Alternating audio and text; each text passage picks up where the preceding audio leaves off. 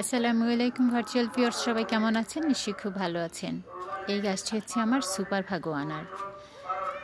এবছর ফেব্রুয়ারিতে লাগিয়েছিলাম। গাছটা অনেক ঝোপালো হয়ে গিয়েছিল, বাট আমি সেপ্টেম্বরের লাস্ট উইকে অর্থাৎ অক্টোবরে হসপিটালাইজড হওয়ায় আমার 1 মাস অর্থাৎ 23 দিন আমি গাছের যত্ন নিতে পারিনি। গাছটা মরে যাচ্ছিল, পাতা টাতা শুকিয়ে গিয়েছিল। দেন আমি এটাকে রিপোর্ট করেছিলাম, সেটা হচ্ছে পুরো গাছ। পরবর্তীতে দেখলাম যে গাছটা রিপোর্ট করার পরও শুকিয়ে যাচ্ছে। দেন আমি যেটা করলাম, অর্থাৎ আমি গাছটাকে কেটে ফেললাম। প্রায় 2 ফিটের মতো গাছটা রেখে আমি একদম হার্ড প্রুনিং করে দিলাম। তো একদম পুরোপুরি কেটে দিয়ে দেন আমি এরকম একটা ছোট বালতিতে আমি গাছটা রোপণ করে দিলাম। ইভেন তো ছোট ছোট যে শিকড় ছিল, যেগুলো দেখতে মনে হচ্ছিলো যে মারা যাচ্ছে, সেগুলো কেটে দিয়ে দিলাম এবং আমি এটা ছায়াতে রেখে দিয়েছি।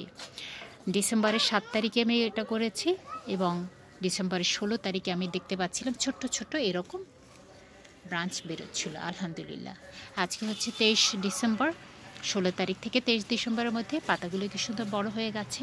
তো এই জন্য আমি বললাম, এই কারণে আপনাদের সাথে ভিডিওটা শেয়ার করা। এর কারণ হচ্ছে বিশেষ করে আনার জাতীয় গাছ, কি ইভেন দো মালটা হতে পারে, কমলা হতে পারে, সেগুলো যদি কখনো দেখবেন একদম মরে যাচ্ছে, দেন এটাকে হার্ড প্রুনিং করে দেন এই যে কাটা অংশটাতে ছত্রাকনাশক ইউজ করে গাছটার পুরোটা, এটা যে কোনোই হতে পারে, সাফ হতে পারে, ম্যানসার হতে পারে, এগুলোতে সুন্দর মতো ওয়াশ করে দেন এরকম ছোট বালতিতে লাগিয়ে ওপারে কিন্তু ম্যানসার ছত্রাকনাশক দিয়ে দেবেন। এরপর এটা সেটে রেখে দিলে সুন্দর ব্রাঞ্চ বের হয়ে যাবে। প্রায় ম্যাক্সিমাম 2 সপ্তাহের মধ্যে ইনশাল্লাহ ব্রাঞ্চ বের হওয়ার কথা। আলহামদুলিল্লাহ, আমার গাছটা বেঁচে উঠেছে, আমার খুব ভালো লাগছে। এটা আপনারা ট্রাই করতে পারেন।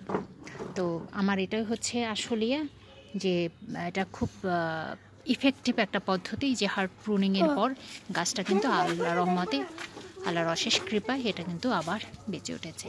তো আজকে এ পর্যন্তই। Thank you. কোনো প্রশ্ন থাকলে আমাকে কমেন্টসে জানাতে পারেন। আমি প্রত্যেকটা কমেন্টসে কিন্তু উত্তর দিয়ে থাকি।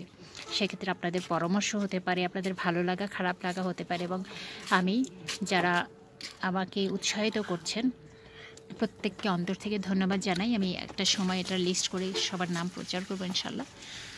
তো আমি প্রতিদিন কমেন্টস পাই, প্রতিদিনই আমি এটার উত্তর দেওয়ার চেষ্টা করি।